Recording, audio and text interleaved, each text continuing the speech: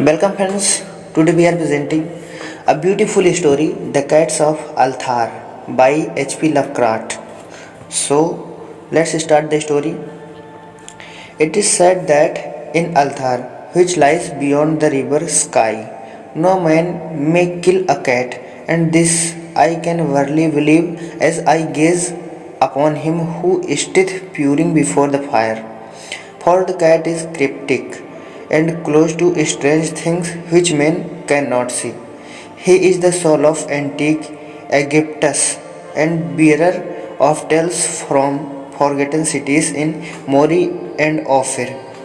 He is the king of the jungle lords and heir to the secrets of hoary and sinister Africa. The Sphinx is his cousin and he speaks her language, but he is more ancient than the Sphinx and remembers that which she hath forgotten. In Althar, before ever the burgesses forbade the killings of cats, there dwelt an old cotter and his wife who delighted to trap and slay the cats of their neighbors. Why they did this, I know not, save that many hate the voice of the cat in the night, and take it ill that cats should run sleepily about yards and garden at twilight. But whatever the reason, this old man and woman took pleasure in trapping and slaying every cat which came near to their hovel. And from some of the sounds heard after dark, many villagers finished that the manner of slaying was exceedingly peculiar. But the villagers did not discuss such things with the old man and his wife because of the habitual expression on the withered faces of the two, and because their cottage was so small and so darkly hidden under spreadingly oak at the back of neglected yard. In truth, much as the owners of cats hated these odd folk, they feared them more, and instead of breeding them as brutal assassinations, merely took care that no careless pet or mouser should stray toward the remote hovel under the dark trees.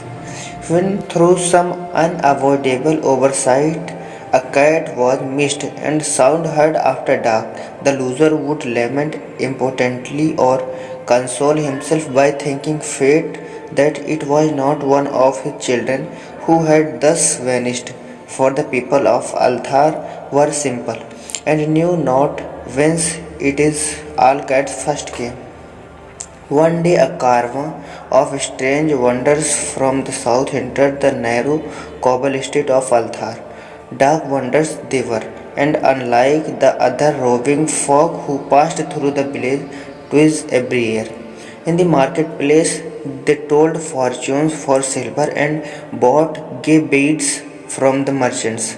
What was the land of these wonders none could tell, but it was seen that they were given to strange prayers, and that they had painted on the sides of their wagons strange figures with human bodies and the heads of cats, hawks, rams, and lions. And the leaders of the caravans were a headdress with two horns and curious disc betwixt the horns. There was in this singular caravan a little boy with no father or mother, but only a teeny black kitten to cherish. The plague had not been kind to him, yet had left him this small free thing to mitigate his sorrow. And when one is very young, one can find great relief in the lively antics of a black kitten. So the boy whom the dark people called Minas smiled more often than he wept as he sat playing with his graceful kitten on the step of an oddly painted wagon. On the third morning of the wanderer's stay in Althar, Minas could not find his kitten, and as he sobbed aloud in the marketplace, certain villagers told him of the old man and his wife, and of sounds heard in the night. And when he heard these things, his sobbing gave place to meditation and finally to prayer. He stretched out his arms toward the sun and prayed in a tongue no villager could understand. Though indeed the villagers did not try very hard to understand, since their attention was mostly taken up by the sky and the odd shapes the clouds were assuming. It was very peculiar, but as the little boy uttered his petition, there seemed to form overhead the shadowy, nebulous figure of exotic things, of hybrid creatures crowned with horns flanked discs. Nature is full of such illusions to impress the imaginative. That night the wanderers left Althar and were never seen again, and the householders were troubled when they noticed that in all the village there was not a cat to be found. From each hearth the familiar cat had vanished. Cats large and small, black, grey, striped, yellow and white. Old Cranon, the burgomaster, swore that the dark folk had taken the cats away in revenge for the killing of Minas kitten, and cursed the karma and the little boy. But Nith, the lean notary, declared that the old cotter and his wife were more likely persons to suspect, for their haters of cats was notorious and increasingly bold.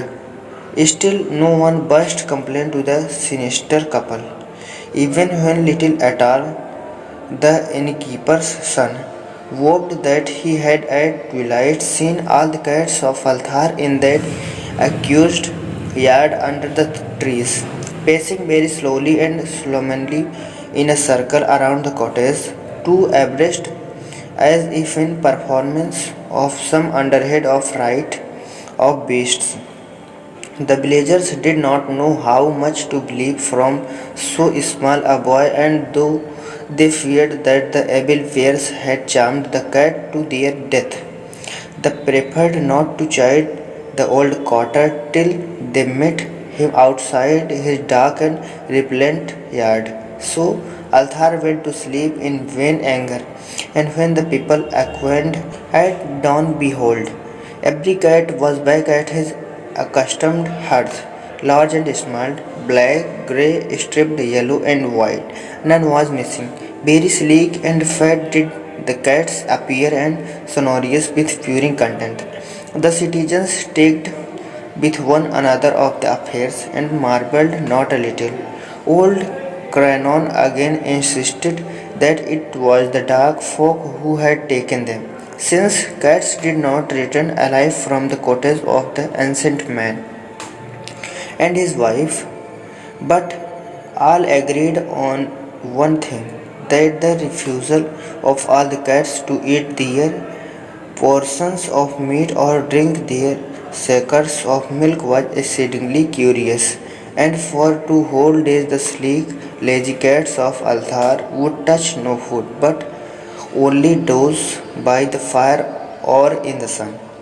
It was fully a week before the villagers noticed that no lights were appearing at dusk in the windows of the cottage under the trees.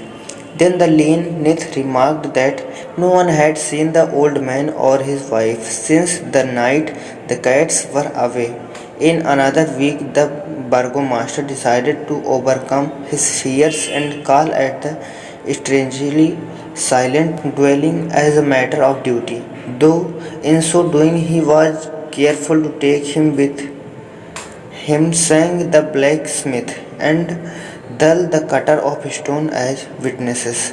And when they had broken down the frail door, they found only this two cleanly picked human skeleton on the earthen floor, and a number of singular beetles crawling in the shadow corners.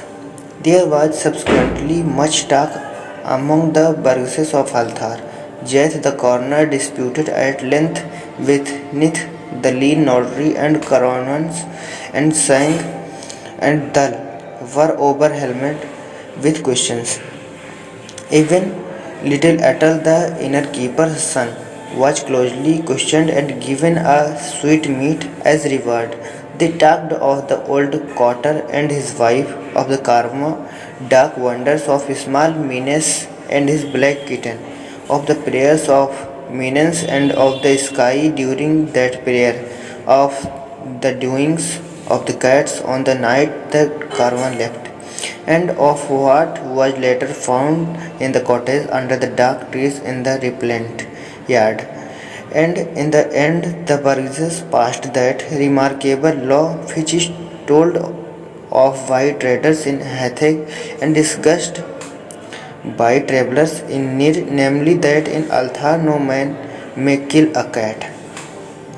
That's it. Thank you.